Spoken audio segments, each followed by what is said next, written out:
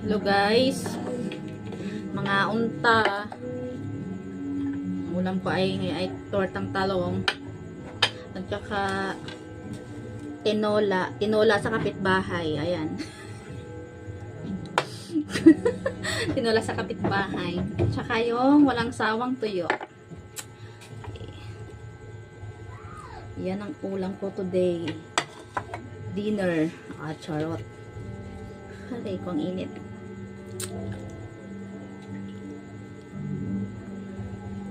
Tayo.